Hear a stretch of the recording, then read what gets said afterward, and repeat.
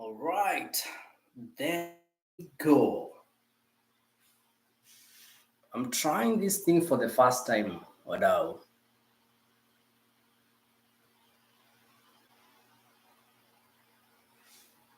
Yeah, so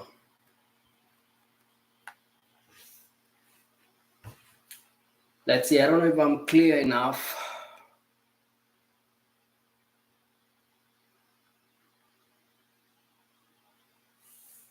I'm both on YouTube and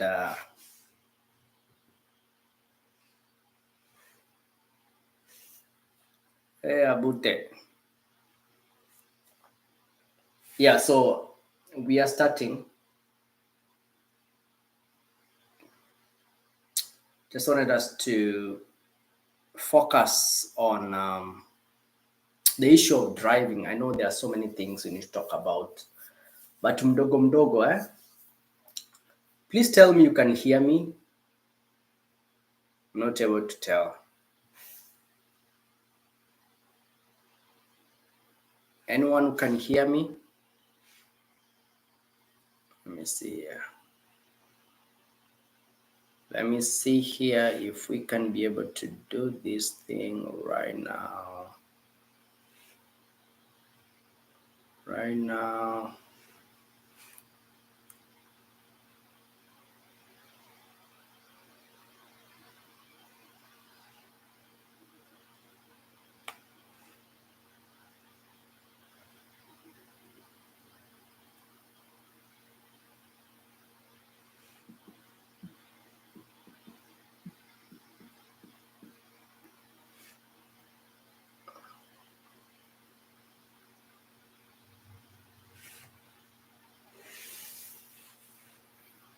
Yeah, so we just want to talk about driving in the USA as nurses because in the group that we recently formed where we're having nurses who have done already their NCLEX. Nurses who have already done their NCLEX and now they, can you hear me guys? I'm not even sure. Anyone who can respond, can you hear me? Yeah? All right. Yeah, yes, bro. Good, good. Yeah, so we have to be. It's okay. I'm still on YouTube too. I'm still on YouTube. Nile sioni mtu hapa. I'm still on YouTube. I can see I'm still on YouTube. I'm both places. I like YouTube because it stores this live. I mean, this documentation, what we're doing, it stores it so that next time I don't have to repeat the same stuff. You know, with TikTok, mkishamaliza kuongea, that is it. It's gone, according to the information I have. But on YouTube, you can always revisit. So today, there is a WhatsApp group for nurses, majorly in Kenya, who have already done NCLEX, and they are waiting. I know the waiting is long, man, but don't be discouraged. All right, thank you, Jackie. If you're hearing me clear, go ahead. I'm also on YouTube. This is the first time I'm doing this, so hopefully I'm not so bad. I don't know the lighting, how it is, but at least you can see me and you can hear me. That's what's important. As we go by, we'll get better. So I was saying there's a WhatsApp group that we formed recently. I know there are so many WhatsApp groups of guys. I mean, if you're not in one, try to get one.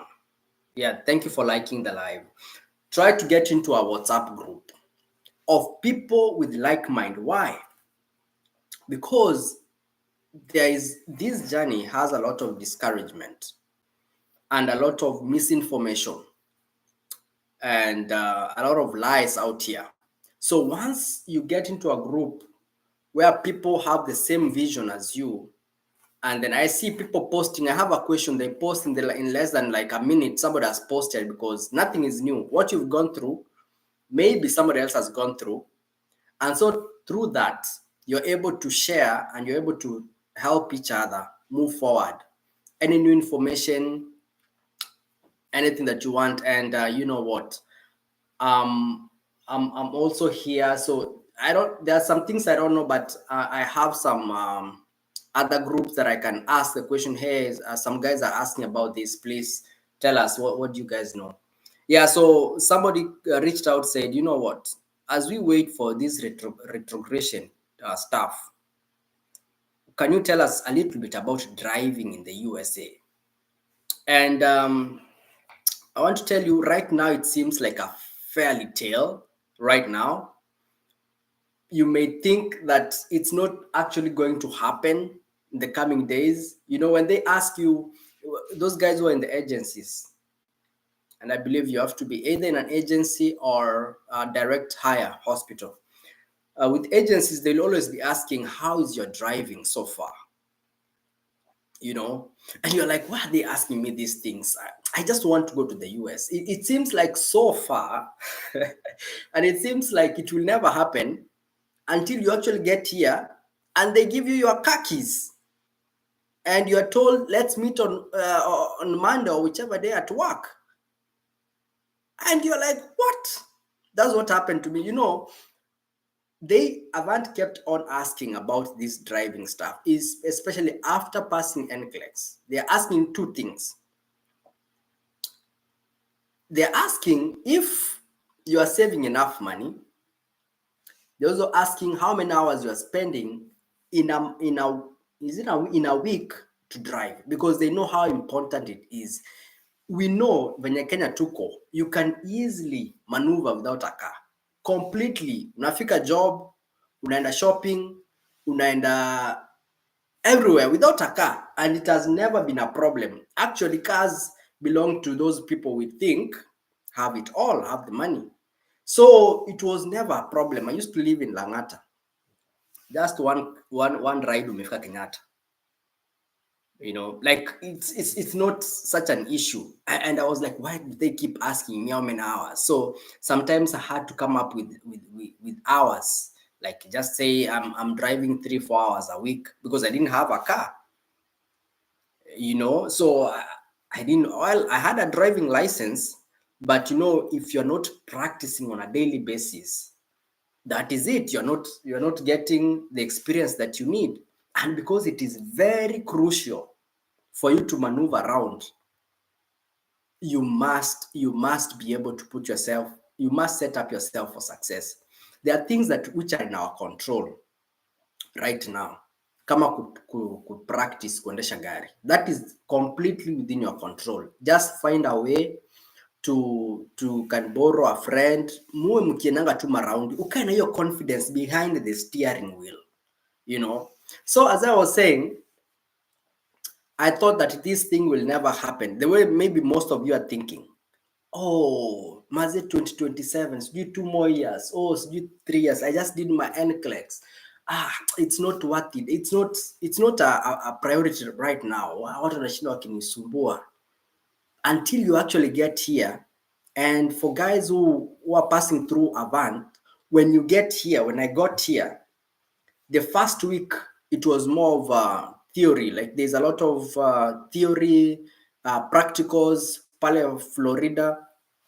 You know, where they put you in a scenario of a hospital setting, what you're expected of. And I think I should spend some time to talk about that 6 week period yenye mnasikia wanasemanga, especially people with Avant and I think MedPro. Yeah, the 6 weeks, what actually happens there. And then the second week, the third week, the second week, they have incorporated this school. There's a driving school. Nimesahau jina. It was something to do with OS or OSA or something. There's a driving school that works with Avant. So that driving school, they give you trainings. Like they were saying in those emails, I guess you guys know, as far as Avant is concerned, most of the information I'll share is from Avant, but I know it will cut across. It will give you an idea, and some of it is not important if you don't know.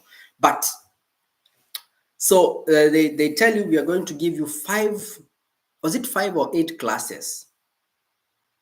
I think 5 classes, 5 classes of driving. Okay, and then thereafter you will do your exam. And if you need more, now you'll be charged. You'll be charged, and you'll be charged about, I think it was $80 and $80 an hour for any extra class. So people, thank you guys for liking the video. I appreciate so much. Jacinta, I see you. Thank you, Million Boards. I see you. I see you guys. Thank you. Because I guess that way we can get more people to join and learn about these things that we sometimes we may think they're not important. Why should you suffer, Bana, as if nobody has gone ahead to tell you these things? I don't see why. I don't see why you should suffer because you missed some important information, and yet there are so many people who have gone ahead who can share this information. And one of that person is me. All right. So they give you these driving lessons, and then after that, they will have you do a test, a driving test. You get your driving license. Still pale Florida, you get your driving license here, Florida, and then now you are shipped to your destination, to your hospital. Kama ni Texas, unapelekwa hospital pale Texas, and then ukiwa pale now you can change that driving license, because remember, hapa it is one country, but each state is independent. So as much as you have a driving license from Florida, when you come to Texas, you are required to change it to Texas driving license. Okay? So it's one country, but each state has its own driving rules and driving license. Luckily for me, I didn't have to do another test so that I can get a driving license for Texas. I went to the DMV, call it DMV, and then they change your driving from your license from Florida to Texas. Anyway, so the first lesson they're going to give you over there for the driving, it cuts across everybody. They're going to know people who have driving licenses and people who don't. So there are people who will be there who don't have driving licenses at all. Okay? So already you are disadvantaged if you don't have driving, you don't have any driving license, because you'll be required to do more of those classes. And you know, already mentality yule mwalimu ni aje, this person has never driven, so I'll put more classes for them. So even if you need less than 5, you'll find that in their mentality, jamaa hajaishika gari, so I'll put more classes. And let me tell you, there's a lot of pressure during those 6 weeks. It's not just driving. Remember, you have your theory. Man, if you think you are done with those reading materials, Avant sends you. Not yet. The moment you land Florida, after like a day, in your email, it's like you've never done those health streams, tunazita health streams. It's like sasa ndio mnaanza, because they send you a bunch of things to read. So people used to stay late into the night to read and do those assignments. So you have those assignments you need to do. Okay. The following week, there's a lot that is going on. You're supposed to set up your bank account. You're supposed to start looking for a house, something very crucial. And then you are supposed to start looking for a car. Remember, ni 6 weeks. Okay? And now, sasa kuna pia driving yenye unahitaji kujua upate license. You see, it's a lot. It's a lot within a very short time. So the easier, the better you are with driving, utakuwa at least umepunguza mzigo, your load at the same time. The better you are comfortable with your driving, then it will be easier to come here to just get used to the, unajua Kenya tunaendeshanga kwa left, hapa tunaendesha right. Itakuwa an easy transition than being green. You don't have the confidence behind the steering wheel, and so unaanzia zero bana. So that's why it's very important to be able to get your driving up to par. Anyway, so the first class, it's for everybody. So this class takes like an hour. Everybody will be required to go through it so that they can gauge uko level gani. There are some levels. I think there were either 3 or 4 levels. Kuna wale wenye ni fresh kabisa, and then kuna wenye wako afadhali, it's going, and then kuna wenye wana feel this one is already very comfortable. So the first class you'll go through that. So then mnaendeshwa through the community, not highway, community. Pale kuna stop signs, and some communities hata kuna the traffic lights, and then they'll be gauging how you drive, which side of the road, if you're able to obey those traffic signs and stuff. And talking about that, there's a handbook they give you. They sent us a handbook, a driving handbook, way before we even got to Florida. So we were able to go through it and be able to understand what happens. Kenya, my friend, there are no traffic rules we follow in Kenya. That is zero. Up, they are very strict. Did you know that a school bus ikiwa imesimama pale mbele na ikisimama inatoanga hizo signs zake, na signs zake zimeandikwa stop. Okay, you cannot pass that school bus. Hiyo unatoka ile side huko mbele, ama unatoka hapa, you have to stop, because when it has stopped, it means kuna students, kuna pupils wanatoka kwa hiyo bus. So you cannot, it's a traffic offense, and you can get a high fine if you just speed through just because umeona gari imesimama the other side of the road na wewe uko hii side ingine. Such things you can know before you even you get here. Okay, so you go through those tests, and you do those exams. So there are 2 tests. Kuna theory, yes, computer based. We went to a certain testing center where you stand in a small cubicle, and then you do 50 questions, and you have to score, I think, 42 out of 50 for you to pass that test. It's a theory test, okay? And then after that, you get to do now practicals. And people fail, by the way. You can fail. So if you fail, you have to stay back, because you cannot leave Florida or whichever place until umepata license, because they know you cannot get to work. Remember, sisi ni wafanyikazi 100%. No joyriding. You come to notice that, and they depend on you to show up for work ndio watoe do zao. That's how it works. You are very important to them, in the sense that if there's anything that is going to prevent you from going to work, watataka waitoe. And that's why when you guys heard there was a nurse who was a single lady, and she had young kids below 5, and she approached, I think it was Avant. Okay, she approached Avant and said, and she told them, I'm a single lady, I have 2 kids, I think they were toddlers. Avant said, no, we cannot take you, because they know you will have trouble getting to work, and they depend on you to give them their money. So anything, even in driving, even in childcare, if they realize there's anything that's going to prevent you from going to work, they will prevent you. Okay, so that's how serious it is.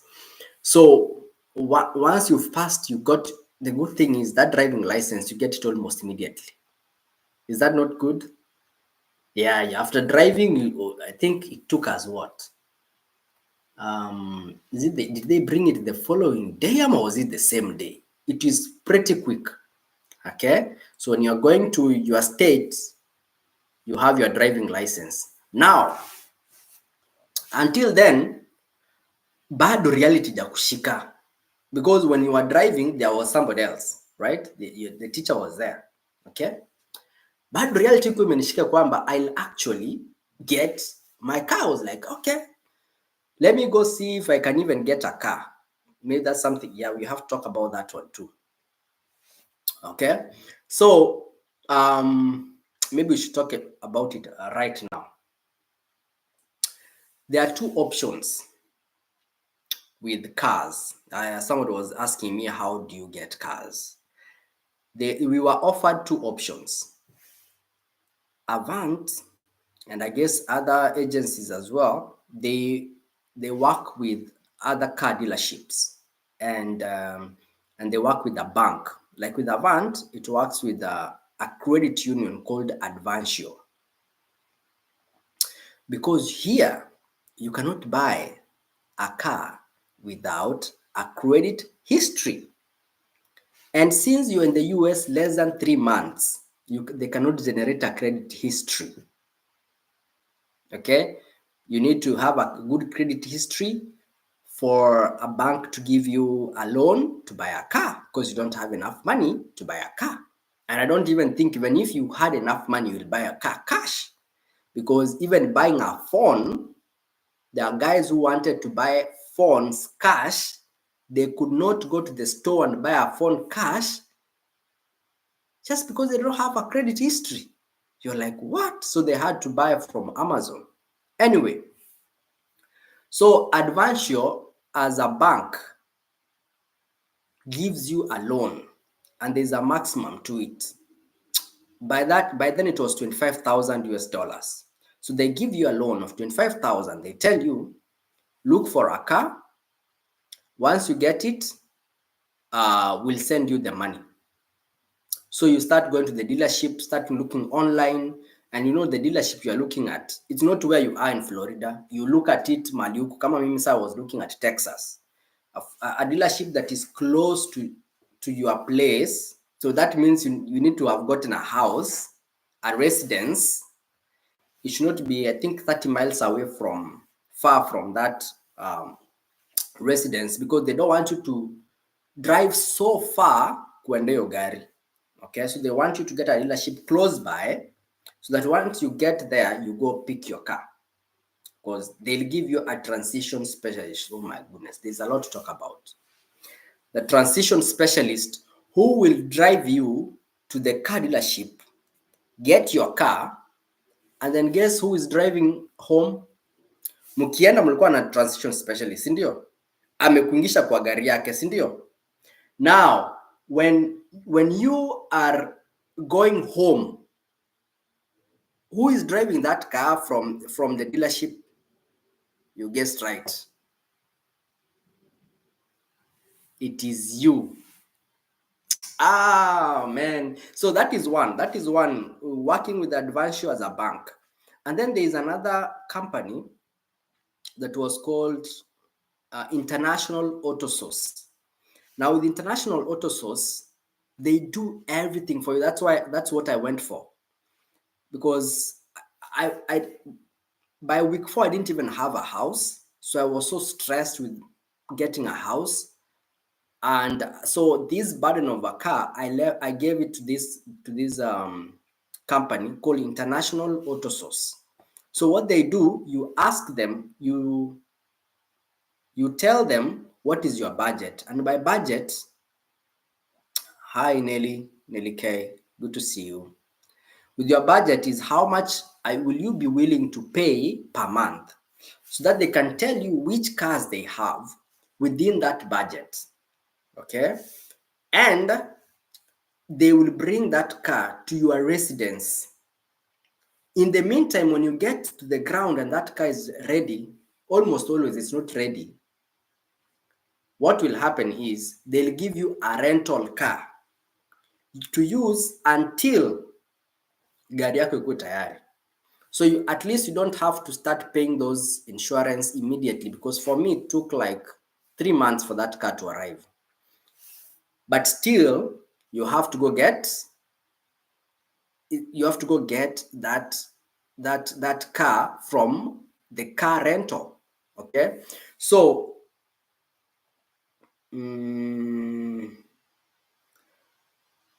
ukimaliza utuambie US wako na mpango gani na sisi kukaa Kenya 2030.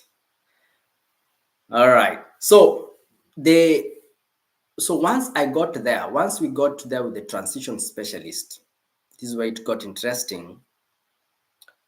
We got to the car dealership. We got the car rental, and that is when nilipewa key. So nikapewa key. I mean, now you need to go home with your car. My friend. Yes, niko na license. Niko na key. Gari ndio nimepewa. Na huyo jamaa ndio ameniacha hapo.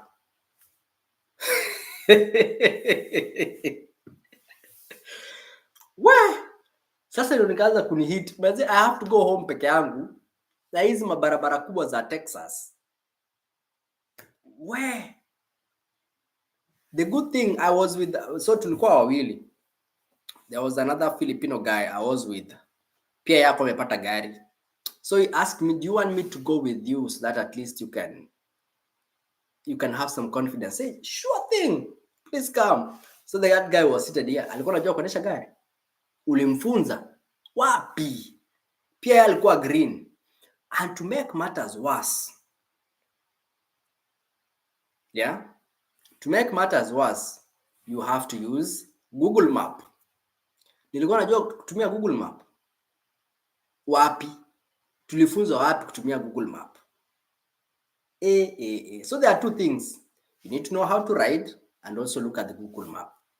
Right now it seems so simple, but then it was I was kind of shivering, like I was trembling. I was like, nitafika nyumbani. Yes, hata Google Map. Mimi siko najua kutumia Google Map. Yeah, that's the truth. I never had Google Map, man. So you have to know how to, you are driving and then there's a Google Map by the side. You have to keep looking and make sure you don't run over stop sign or a red light. That's a problem. Sasa place yenye tulikuwa from that car rental to home, it's about 20 minutes drive. Do you know it took us almost 2 hours to get there? Almost 2 hours. I'm not arousing your fears. I'm just emphasizing the need. Oh man.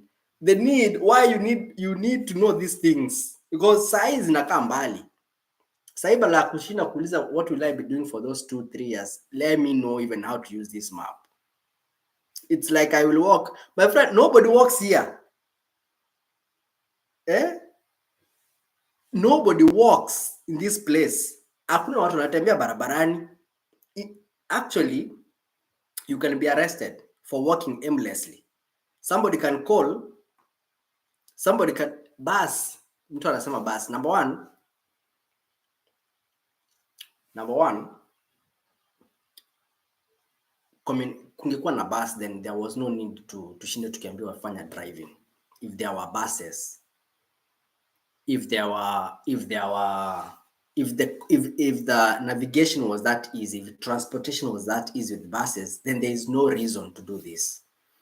Number one, buses, there are very few, especially in Texas, and they pass specific routes. Na bus uendi huko, ukiingia ndani uingia hapo kupeana pesa, ma credit card. You must have an app, you pay before, and it's inapita specified time.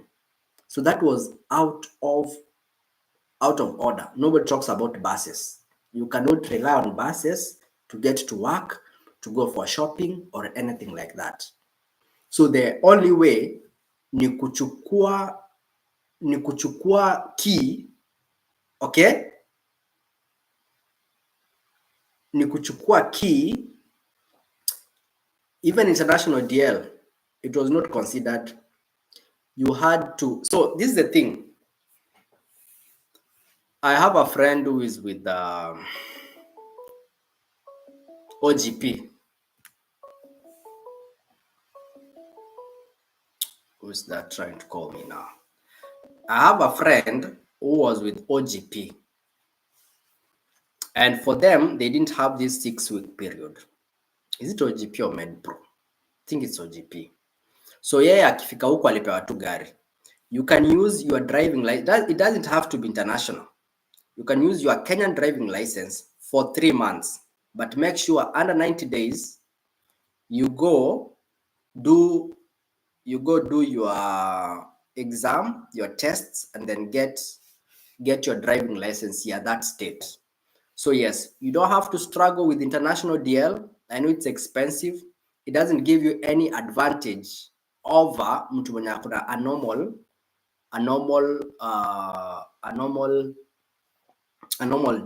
normal driving license.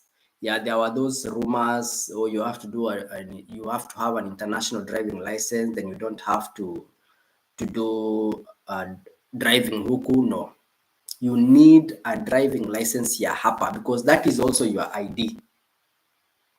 It's also your ID. Okay, so you have to get it under 90 days. By all means, get your driving license in the state that you are going. Na hiyo utapata hapa. Okay, so jamani, we went round because we used to miss exits. You drive Google Map, there are so many roads zina interchange, unajipata inakwambia like in 2 miles. Guys, here there are no kilometers, we are using miles. Okay, so first lazima uanze kuelewa what miles are. In 2 miles, use the far right lane to turn right. Ukiendelea kuenda unapata kumbe uko far left, we are supposed to exit ile side nyingine. Kama mnaona uko hii lane yako mwisho, you are supposed to be in the far lane to exit. Inapita hivyo because you cannot start crossing lanes, you can easily cause an accident. So we went round and round for almost 2 hours, but we got home safely.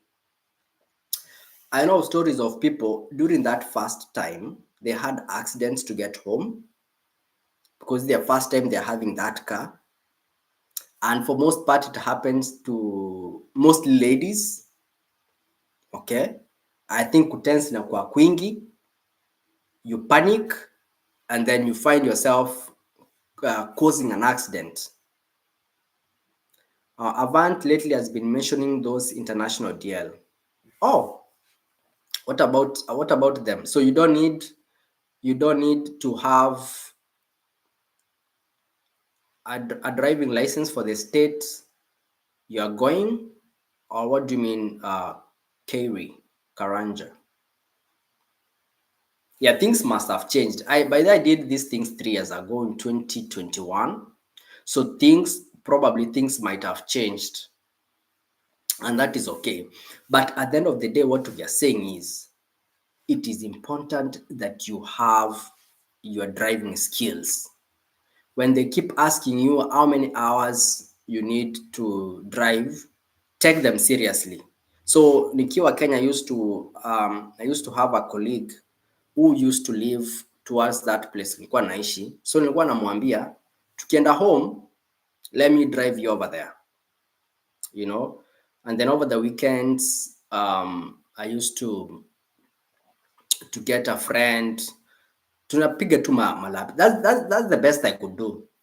Okay, but all in all, even after hizi vitu zote, all the fear and everything, people still make it. That's the good news.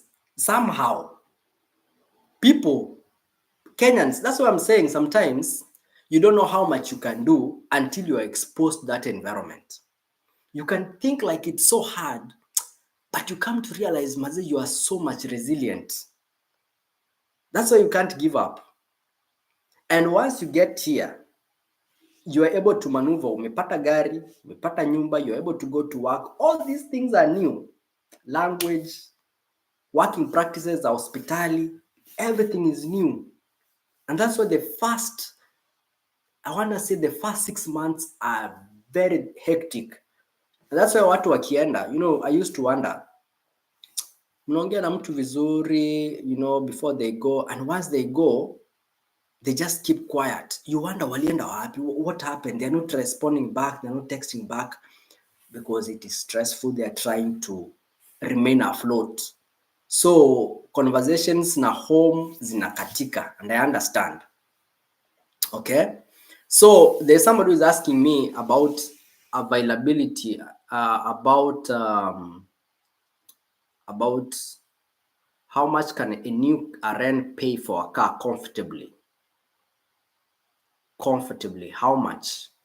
So I guess you mean this is Meto RN. So I guess you mean you like paying per like kulipia polepole per month comfortably. So it varies. I would say there are no straight up answer because one shoe cannot fit all situations. It depends on how much you are spending on other things, honestly. If you are a single guy who lives in a one bedroom house and you are paying like $1,000 per month, okay, and there's a guy with a family who has to get a 3 bedroom house and they are paying maybe $1,500 or $2,000 a month for that house, that will dictate how much of a car you'll get. But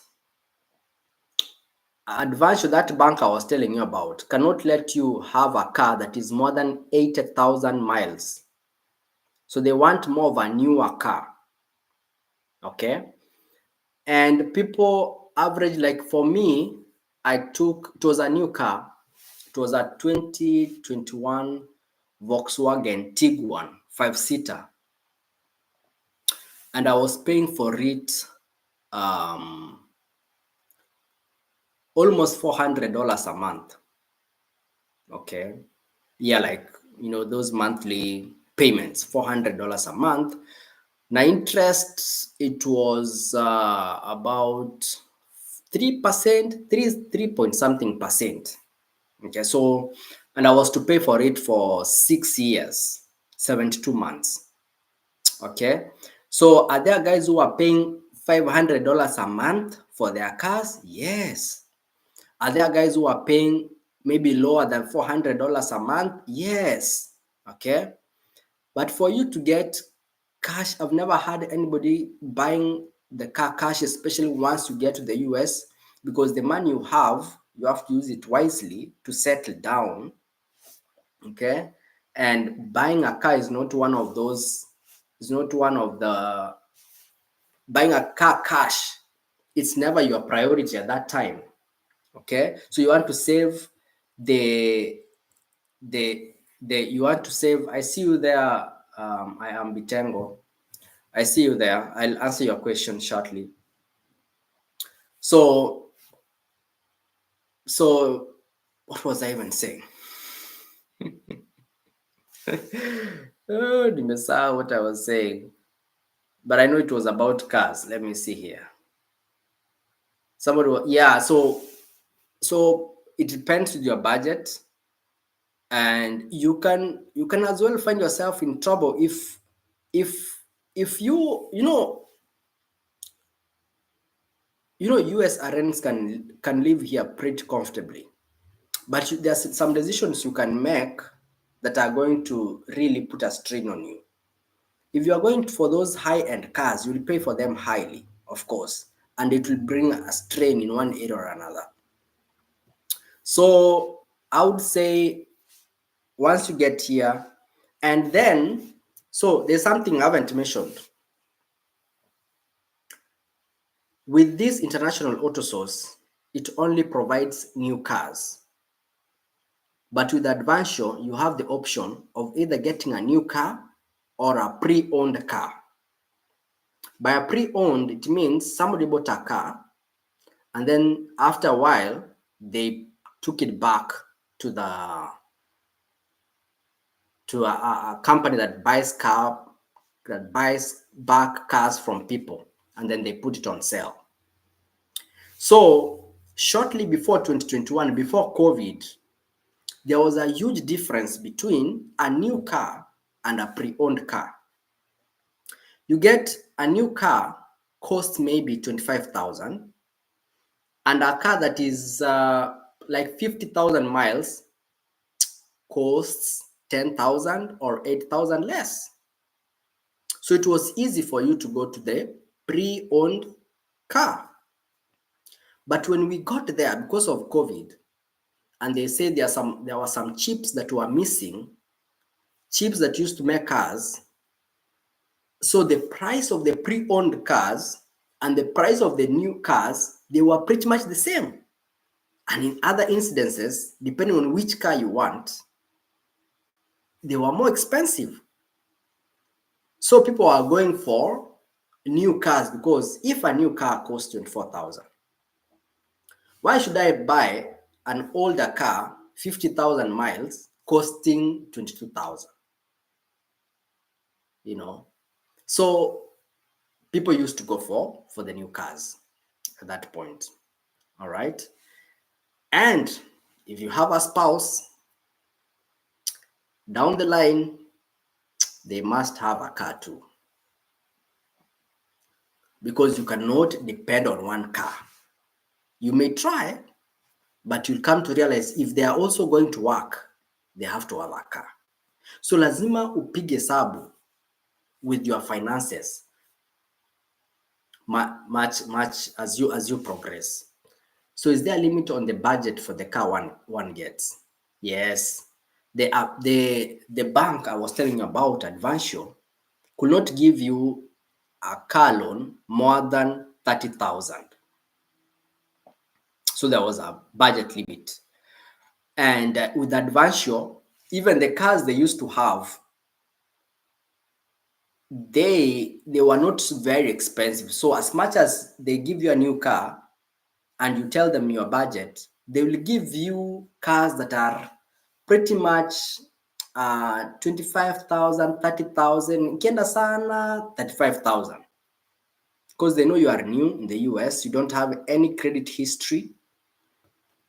It's just because they have partnered with Avant or with your agency, and that's why they're giving you that loan. Okay. And remember, besides that, paying for that car, there's insurance that you are paying for, which is also pretty, you know, pretty expensive depending on what car you have. Yeah. So that is exactly what is happening about the whole issue of driving. So somebody was asking me about gari gani, which cars they can buy so that they can start doing shopping. So there's a website called Kelly Blue. Okay, let's see where can. There's a website we used to use. Can use it tukiwa hapo. Kelly Blue.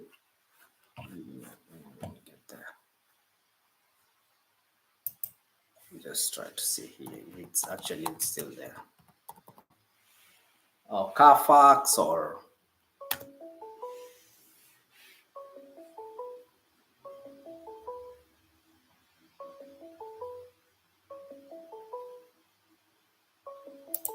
yeah, so it's still there. Kelly Blue, K-E.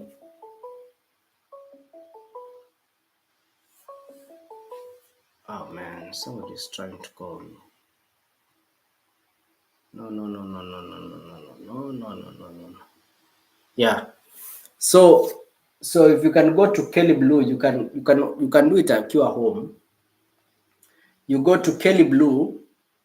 It's K-E-L-L-E-Y. All right. Thank you, Knight. K-E-L-L-Y blue, color blue. All right. Just type it up on your Google. You'll be able to see the cars that are posted there, because kuna magari ziko hapa na ziko Kenya. Okay, type on the comments. All right, let me see here. Let me see how to type on the comment. Yeah, it's good that I type that way. Kelly Blue, it's one.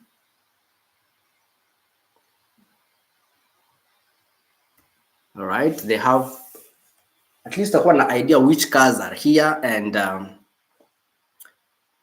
pin. How do I do that? Pin. Ingine ni Carfax. Let me see. Yeah, because you can unaweza kuwa unapiga hesabu na gari za Kenya, then you get here, you find Hizo gari haziko hapo. Carfax ilikuwa ya yeah. Carfax is another one. Let's see.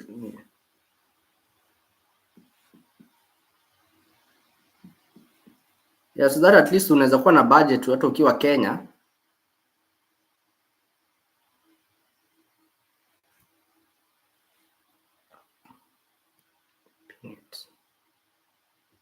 Just sasa hii kutojua mambo ya kuingia live. How do I? Okay, I've pinned it.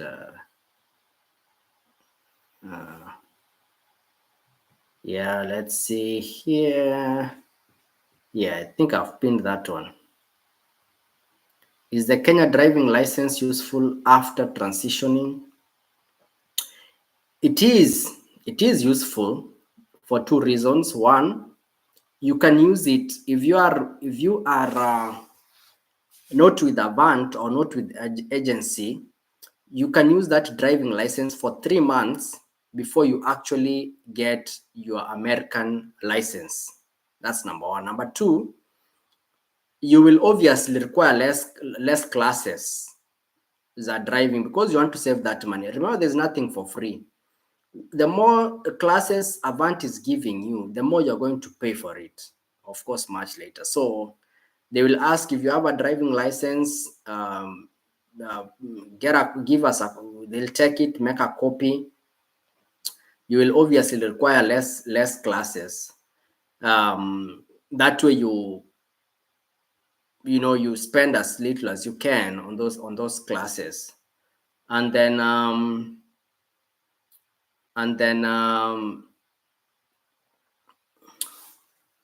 somebody is mentioning about international licenses.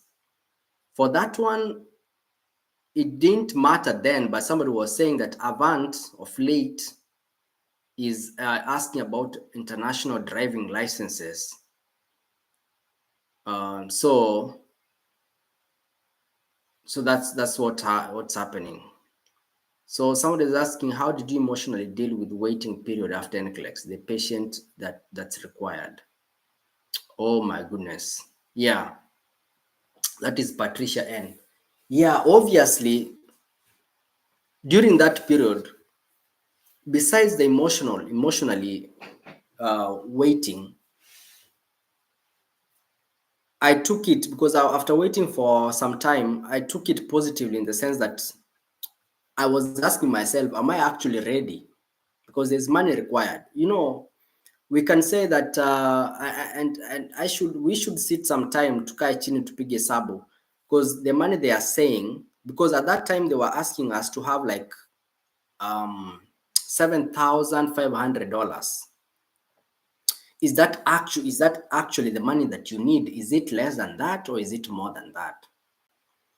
Okay, so hii period yenye uko nayo ya 2-3 years, are you saving enough money? Because you want to settle as comfortable as possible. Okay, and then are you getting better in your driving? Okay, so you come to realize sometimes we are so quick to say it is so far, but yet we are not ready in these other things. Time is moving. Time now is mommy. Time is moving, and it will come to pass. Oh, it will come to pass, my friend. You'll find yourself here, but you need to be ready. So it took too long for me. As I told you, now this journey is usually personal. It is very personal because there is a lady we sat together, India. As you guys know, nilifanya exam India. We sat the exam together same day. After 3 days, after tushapata results, after 3 days, ile nini I-140 yake ikakuwa approved. Like after sign, yani tangu from the time they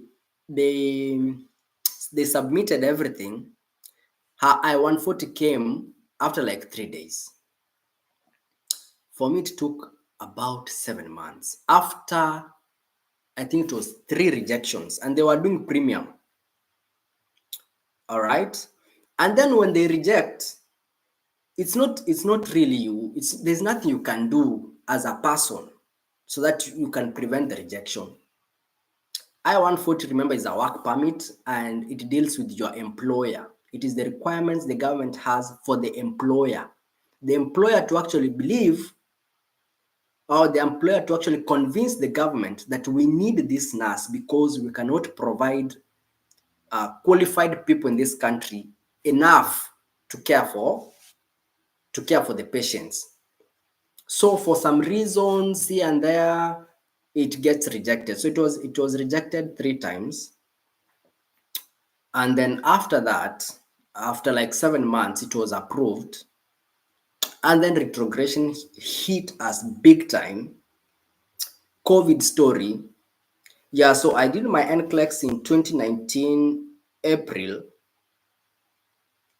I came to the US 2021, end of June, end of July. So that was like a 2 years wait. Okay.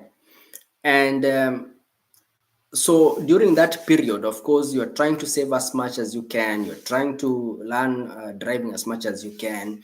So what I did at that time is what you guys are doing now. I used to interact a lot with the people who had gone ahead of us to give me that hope that, you know what, this is actually going to happen.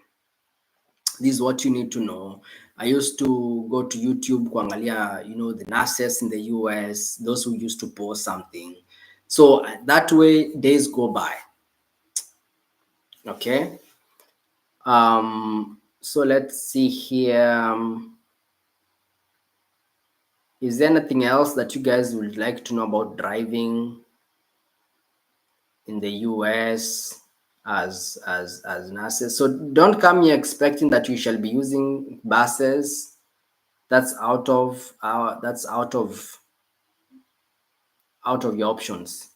So naona kitu niliandika hapo kama nimeongea.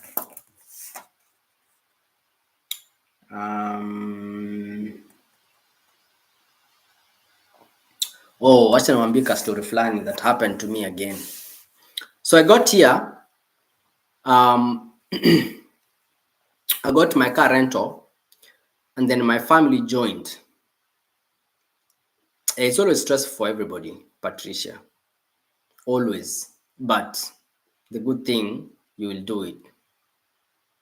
So for the person who didn't collect January 2024 by April 2026, I can't say yes or no, honestly, because we don't know how fast they're going to move these things. And with the new administration, they can't prevent people from coming, that's for sure, because you are coming as professionals and there's a huge gap for nurses. There's need for nurses in this country.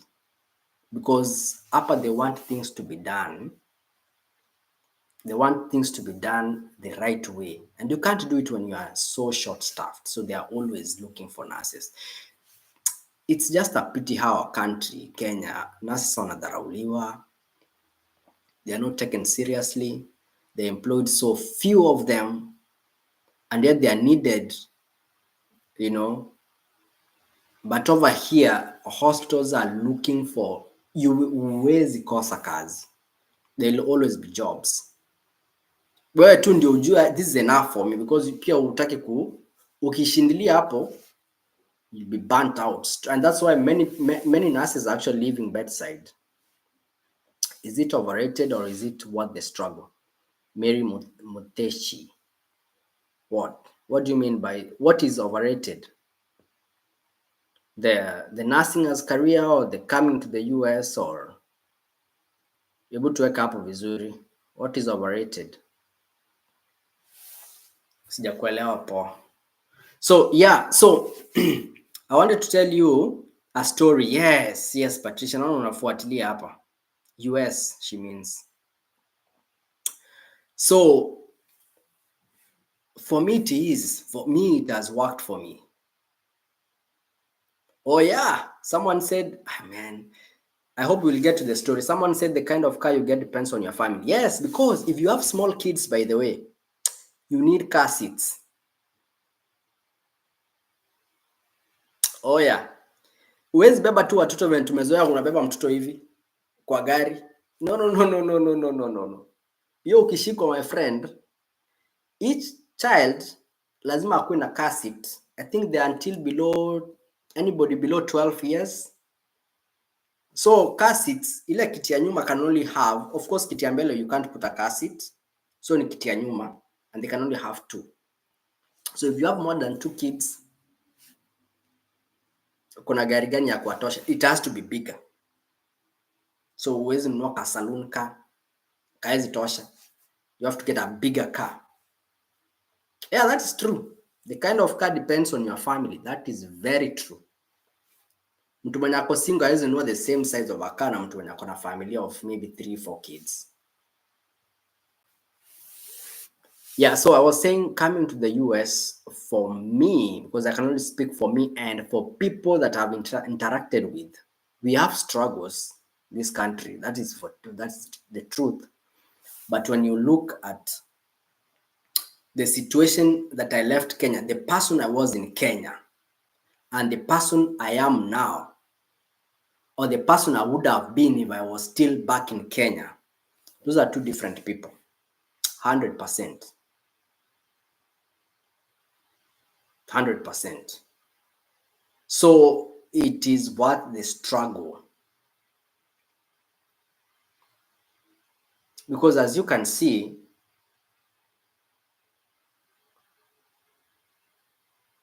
I don't want to get political, but I want to say that if you have an option, nurses, we have options. I want to say it's a very good career, because there's nothing as good as having options in life. Do you know what people do to come to this country? Have you read, have you seen on the internet how people strive to get to this country, to change their lives and to change the lives of their loved ones? People coming as visitors and then they stay beyond the time that ukipewa visiting visa ni ya 6 months. If you overstay, you are an illegal person. And when you're illegal, that's things you can't do. You can't work. You can't go to school because of that visa. People come with different visas.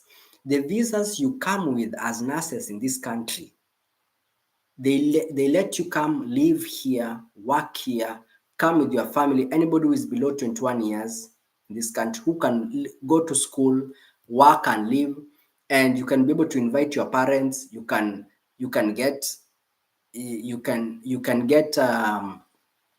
citizenship and invite your parents. It's kuna advantages more, because truth be told, even in Kenya, there are struggles. It's all over the place.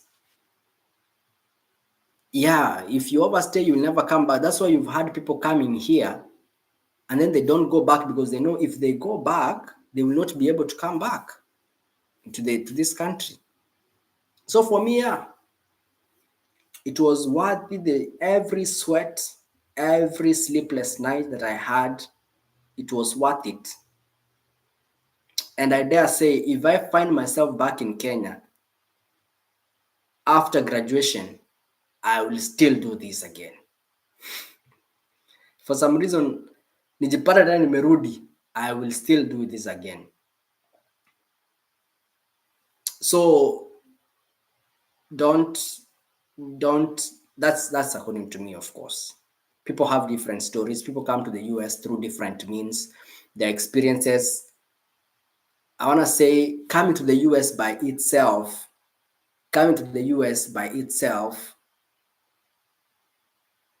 it's challenging, but the route which you guys will be using to come here, come here, it is the most efficient. When you come here, you'll find many Kenyans who came through different ways, and when they hear your story, you'll find out that your story is the most efficient and the most easy transition compared to anybody else, compared to hata watu wanakuja na green card. Do you know that? Because when you come with a green card, you need a host.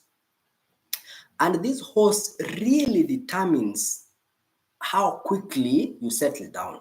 There are some horses who can make your life hell, truth be told, even hata kama ni relatives, hata kama ni family. But when you come here, because of your agency, it's business. You're not depending on anybody. They're setting you up for success. Get your driving license, get your car, get your job. So as much as unang'ang'ana ku settle here and there, struggle, which is a constant for everybody anyway, you'll find out that 1 year down the line, it was not much of a struggle. Can you talk about, this is Milton. Can you talk about saving? How much do I need approximately to settle without much struggle? How big is your family? Are you a single guy? Do you need a 1-bedroom house? Because the house is the biggest biggest bill that you'll have to pay. When I got here, I had a family with one child here in San Antonio. I got a 1-bedroom at then 2021 going at about $1,300 a month. When we were in Florida,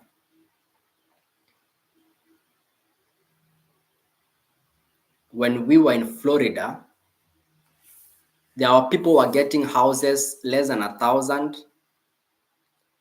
There were people who were getting houses like 800 na even 2-bedroom. So depending where you go, kama utaenda kuishi huko msituni, unajua there are people who are posted in the forest, not in the forest per se, but outside the city, then of course your house will be cheaper. And we'll calculate. I think we need to do a live just how much do you need about it, because I don't have a lot of time right now to go to that. So someone is asking, by the way, what is your opinion in filing for the lottery green? This is Jacinta. Amidst the process with agencies. What do you guys think?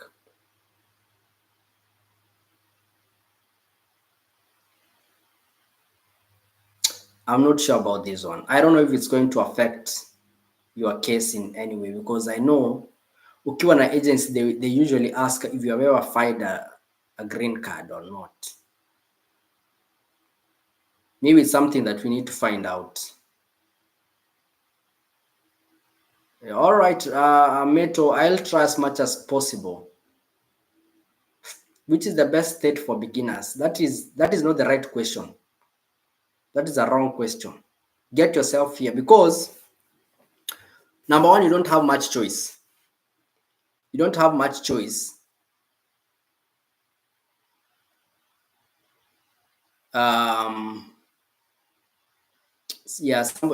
People are responding to Nani, Jacinta. I was advised against, especially when case is complete. Yeah, I'm not very sure how that will affect, because those are two different visas. Hata kama zote zinaelekea green card, wewe unakuja based on the I-140. I don't know how it's going to actually.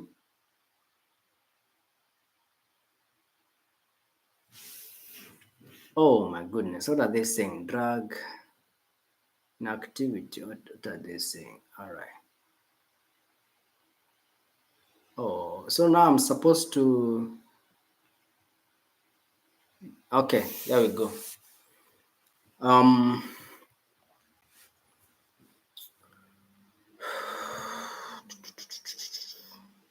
Nimepotea what I was trying to say. Let me see, what was I trying to say? I was trying to answer a question here. Which is the best state? Yeah, I was saying like little control about the state, because it depends where you get a job. Okay.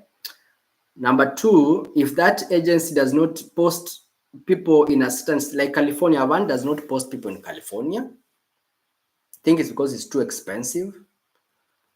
And number two, after your contract, you can always move to whichever state you want. But this is what I will say. Get a place where there is support, especially you have a family man or a family lady where you have some form of support, friends, relatives who can actually come in to support you, because you'll come to notice if you have kids, you cannot delegate that responsibility to anybody. Unajua venye Kenya, let me tell you, house helps are very important. Those people are very important. When you come here, that's when you realize that your life stops because of your kids. You cannot leave your kid alone in the house. House helps are very expensive. Okay, people don't have. I don't know anybody who has a house help. Like I see people asking in groups, like, who knows if I can get a live-in nannies. And when you, number one, I think there must be very few, because kama mtu anaenda post kwa group to ask that I need a live-in nanny, there must be very few and very expensive. So if you can get where they support, I would prefer you going to that state as opposed to anything else. Support is what you need. And after you've settled down, now you can always move to whichever state thereafter. So don't worry about which state you're gonna be, so long as you're in this country. Okay.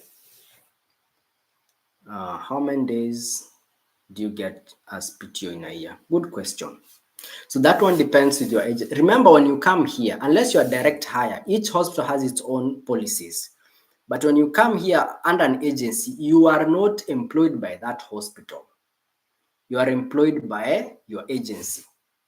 Okay? So kila agency iko na PTO policies tofauti.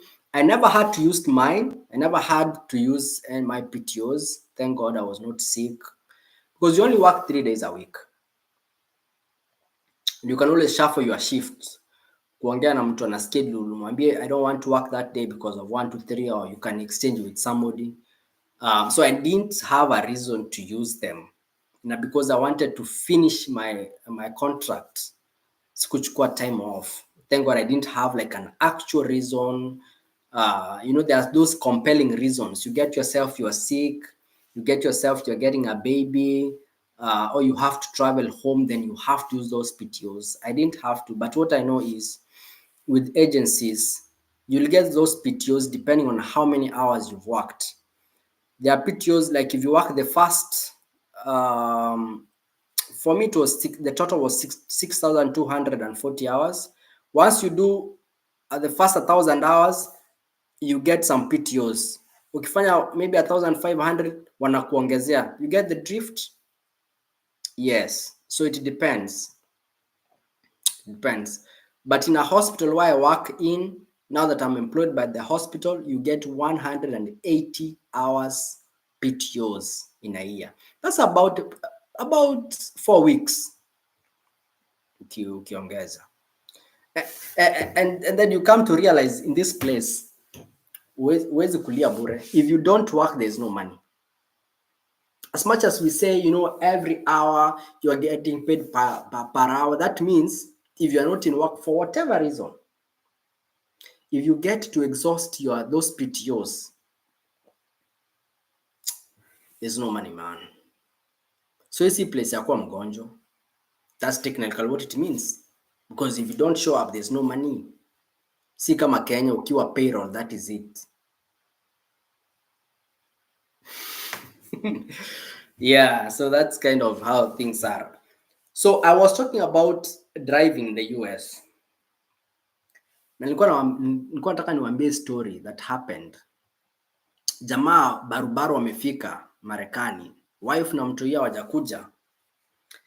So wakati walikuja, after nimetoka Florida 6 weeks, so wamekuja, niko na psych. Kuna mtu anasema hapa, hii story itaisha kweli. Talking of three of can you take shifts chini ya maji na other hospital kama agency haijui? Number one, agency will advise that the first 6 months don't work anywhere else, because remember you are working under license. You are licensed. So if you are not so used to, and I think Avant has an insurance on your license. People take insurance for licenses. So when you're working in that hospital, Avant is covering you in that hospital. So if something happens that jeopardizes your license outside that hospital, you're by yourself. So I think that's why they say the first 6 months don't work anywhere else.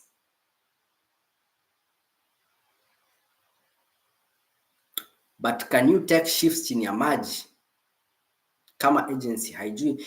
Haikukatazi, so there's no reason why usiwaambie, because after like the first 6 months you can tell.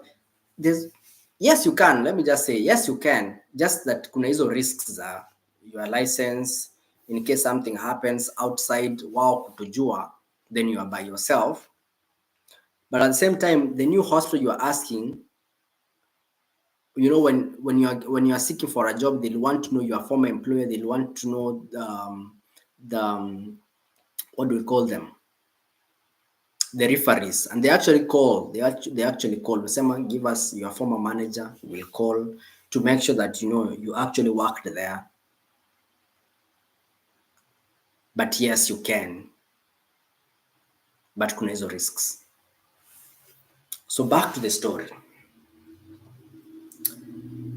Nimekuja hapa 6 weeks in America, 8 weeks my family has come back from Kenya. So niko na hiyo psych, nataka niwapeleke mahali, nilikuwa nimejua mahali fulani, ilikuwa ni huko downtown Riverwalk. Yeah, mi naishi kidogo outside the city, so the roads are quite clear, they're big, traffic lights not as much, there's little confusion where I stay, and going to work, it was like 20 minutes, and going to church, going to shopping, ilikuwa tu hapo within. Downtown nilikuwa nimeenda once na transition specialist, and because San Antonio is kind of a tourist attraction where people go, there's a place where there's a river that passes through the city, and it's a historical site, just like Mombasa, Fort Jesus, historical site, buildings that were built over 200 years ago, and then there's a river that passes in between, so beautiful. And so as you go through that river, they tell you the story about San Antonio, they tell you during the war what happened and stuff like that. And so since I had experienced this with my transition specialist, I said, well, my wife akikuja na mtoi, nitawaleta hapa. Okay? Nafuata story, but iko wapi? Iko downtown. Na since transition specialist aende, sijawahi rudi uko downtown. And remember when we were going to downtown, huyo transition specialist ndiye alikuwa anaendesha gari.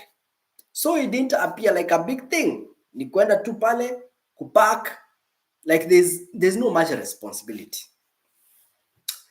So amefika, niko na psych, Sunday imefika, let's go man. Remember under the issue of driving, niambia what happened. Mtu yeye alikuwa about 3 months. So alikuwa anabeba, kuna kale ka kitu kenye unafunga hivi around, unabeba mtoto hivi. Okay? Did we have a stroller? There's a reason why I'm telling you this background. We didn't have a stroller. So ilikuwa kumbeba 3 months. So amefika, let's go. So asubuhi tumeamka, Google Map tena. Google Map ilinifanya mambo. So getting there itself, it was a challenge, because when you go downtown, the roads get more, they get less wide, so ziko thin kiasi. There are so many traffic lights and there are so many exits. So I realized even getting there was a challenge. I was like, oh, I thought I was confident. Remember this, I've been driving for about 6-8 weeks. I think I'm confident, but no. It hit me that, man, these are different place. Juu kuna traffic light umeiona mbele, kumbe si yako, ni ya hii side ingine. Sijui I can put this. But it was confusing. Anyway, we got there. Now kutafuta parking. That's why I don't like downtown. Because parkings ziko kwa building. Unaona venye mnaonanga movies. Like parking ziko ndani ya building, you go up like this, mnapanda until maybe uko 4th floor. So that was why it was. Now there's one entry and one exit. Na kuingia, you have to pass through those zile barriers zenye ziko pale, lazima uingishe credit card, ifunguke, upate your receipt and stuff like that. And then there's nobody there. That's what I hated about that place. There's nobody there. So if you don't know how to operate, utasimama hapo, and then people will be behind you. wanakupigia mahoni, you don't know what, unakaa tu yani mtu umechanganyikiwa kabisa, na enyewe kweli huyu ni monkey kabisa huyu. Ajui what's going on bana. So but eventually tukaingia parking. I did one mistake. Siku keep in mind where we had parked that car. Not only didn't I remember the floor,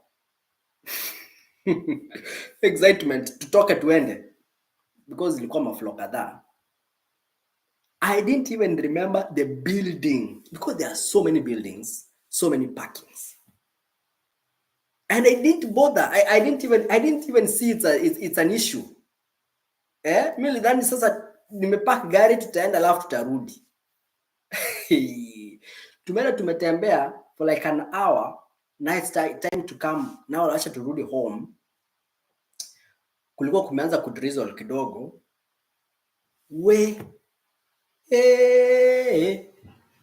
Wacha sasa nianze kutafuta gari. Unatafuta gari wapi? I didn't even take a picture of that building. Unauliza nini?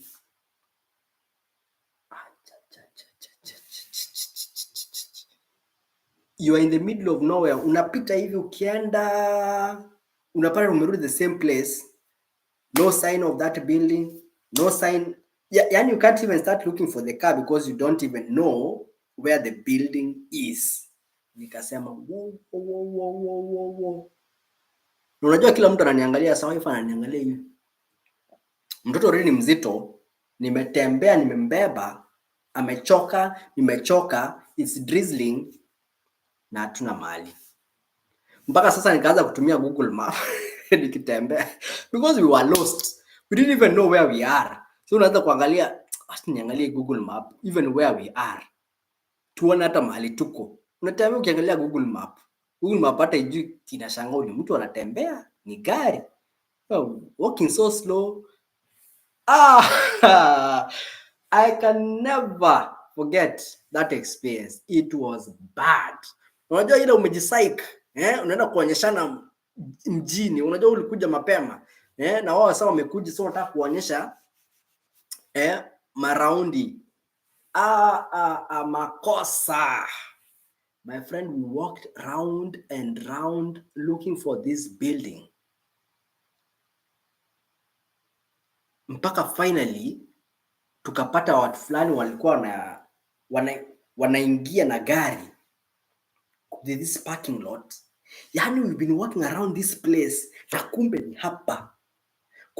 Ni ile sasa hii place and tulikuwa tumetokea hii side. Unajua wakati umepark sa place unatokea it's kind of different. Sasa tumetokea place different. Like place mliingilia nyingine, hii place ya kutokea nyingine. So hapa place ya kutokea na tumeshinda tukizunguka. We don't realize it's the same building. Wala tumechoka, tumekasirikiana. Sasa unakasirikiana. Tuya nalia. Sasa nilikaa fala bana. I didn't like that experience. So tumeingia sana ndani ya building. Sasa unaanza kukumbuka floor mahali uliacha gari. Sasa kuna like 4 floors, so ni kupanda lift. Unapanda lift zote zinafanana. Panda lift unashikia second floor. Unaangalia magari ni mingi. I'm telling you here people have cars. Like there are many because I told you people don't walk. So each person has a car and every family can have like 2-3 cars. On your parking lot there are all cars. Ujui gari yako ni gani? Ujui park ile side ama ile side mabarabara zina So I had to go. I had to tell them sasa nyinyi kaa hapa. Let me sasa nibebe msalaba nitafute mahali tuliacha gari. Then I'll come pick you up. So kwenda every floor kutembea kuna ile kitu tube. Sasa hiyo nilikuwa natumia. Tube ndio nisikie mali hiyo gari na. So I didn't like downtown for that reason. Of course now I'm better, much better, and I can go take you there, bring you back. But something that seemed so easy with the car, it was chaotic for me for that day. Because hata kutoka huko nani PH2 while kutoka hapo ndani kunavigate. Oh, so I know there's some guys from some people can't understand Swahili. Okay. So yeah, so that's what's happened, man, with the driving. So I learned the next few days, I learned to take a photo of especially when you go to the airport, is the same scenario. If you guys are going, if you are coming to the US and you are having your family come back after 6 weeks or 8 weeks, just so long as it's within, remember when you get that visa, it is valid for 6 months. From the embassy, when you're from the embassy, you are given that yellow paper. Congratulations, you get your embassy, your visa. It's 6 months. So your people can join you within that period. So when they come and you're going to the airport to pick them up, you'll find yourself you have to park somewhere in that airport, and the airport is the same scenario like what I've told you, where you park the car in this huge story building. So on that floor, you take a photo of that floor and even that building. So that even when you are lost, you can even at least get somewhere to ask. I parked in parking lot, this one floor, this, they can tell you, oh, that one is on the other side. Okay, so don't do that mistake. You imagine you have gone for your family, they are excited to see you, and then you can't trace where you parked your car. Then they have been flying for over 20 hours coming to this place, and you can't even know where you left your car. No. That was not a good experience. Yeah, yeah, something so small. Something like you wouldn't even think to mention it. It can make, but anyway, it's part of learning. I learned the hard way. And then there's a day we also went to a mall, and something happened, like huge. You talk about malls, huge places, and then the parking lot is like a sea of cars. If you cannot remember where you parked your car, you will walk, get angry, get hungry. So there's a way, I guess, you can save your on the phone. That way you can be able to find it on your phone. I was to ask, if you have your family joining you, do you use the same visa? What do you mean your family joining you? Remember, by family, I guess you mean like immediate family, like maybe your spouse, your kids. When you go to the embassy, they'll give all of you visas, all of you attached to yours. Okay, so after the transition period, so when you leave, so for me, it was kind of an interesting situation, because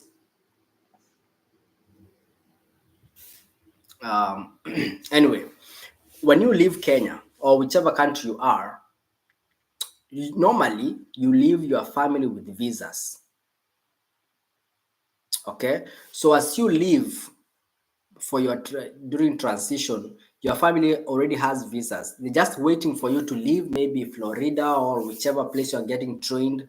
When you get to the ground, then they can come join you. So yes, they'll be having visas to join you with, because they can't come without. Okay, mine was a little bit tricky, because the young one that we had was born 9 days before us going to, was it when? It was 9 days before going to IOM medicals. So when we were going to medicals, he didn't have, the young one, I'm saying, he didn't have the invitation, and the embassy didn't know about him, because it was a newborn. Okay, so when I was coming to the US, they actually didn't have, he didn't have a visa.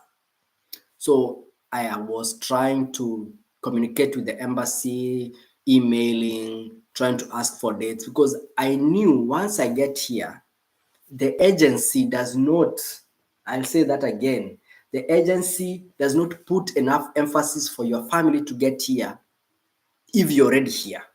If you find yourself here and your family is back home and they have no visas, 90% of the time is upon you to get them here.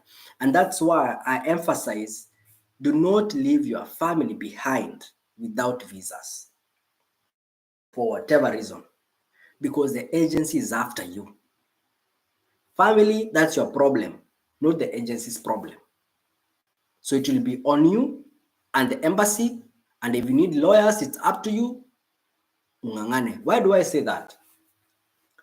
Because when I left Kenya, my son didn't have a visa, and the agency had nothing to talk about it. It was me and the embassy emailing each other saying, hey, look, everybody has an embassy except this young one. We can't leave them behind. Please. Except only if you don't want them in the US. Of course. If you don't want them in the US, yeah. Yeah. I mean, for some reason you don't want them in the US. I'll file for you when I get there. It may take years, 7-10 years for them to be here. In the midst of it to say, story. Let me look for someone else here. Yeah.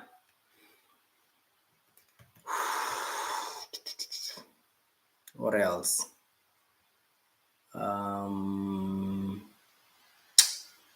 We are like 1 hour and a half in. I'm in Texas, San Antonio. It's the 11th largest city in the US. It's good. I like it. I decided to stay here even after the contract. It's family oriented. So that's why I chose to stay here. And I stayed here because it's just family oriented, and because that's where I got a job. So we are done for today. We'll talk about something else next time. There are some phones which are compatible, some are not.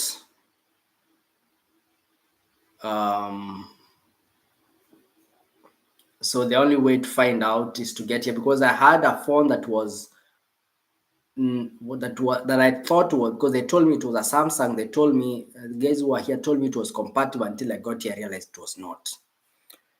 Anyway, that is a wrap for now. We are going to meet again next week. Next week, time, I think on Tuesday again. That's when I'll be off. I want to do this live when I'm off so that I can give you full attention. Do me this. Follow me and subscribe. I'm on YouTube. Josh Mogash. And here, please follow me. That way, tell your friends, because we share all about nursing and coming to the US. Okay, that is our main mission. We encourage each other. We share valuable information to help you avoid some mistakes that we have done before, to set you up for success. And if you have done your NCLEX, please inbox, and you're not in the WhatsApp group where we talk more about this. And that's where we decide this is what people want to know about. Today it was majorly about driving, but we've mentioned about a few things. The other things I want to talk about, especially spouses. If you are and your nurse, your wife or your husband is not a nurse, what can they do here? Because I feel that area is left. Those spouses are not given focus, so they don't know exactly. They get here, they realize some things have to change. The roles, how we used to do things back home is different. So we are going to talk about that. Okay. So please follow, subscribe, share.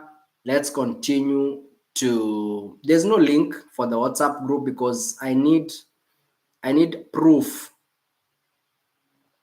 We need proof that you have actually done the NCLEX. So what you do, you inbox me, I'll send you the number, and in that number you just screenshot the proof that it's usually the NCLEX congratulatory message. You screenshot it, you send it to us. That's when we can join you in the group, because we don't want just anybody. Yeah, we want it to be a little bit more organized, people with the same goal. Okay, so please do that. Follow me, share, and subscribe. Let's see how we're gonna move ahead. Okay, so until next time, guys, next Tuesday, stay safe, be patient, save those shillings slowly, take your driving classes, get your licenses, and practice, practice, practice. Okay, so I'm going to leave you for now. Have a good one, and thank you so much for your time. Have a good night. It's 12:30 p.m. right here. It's about 9:30 back home. Have a good night. See you next time. Thank you.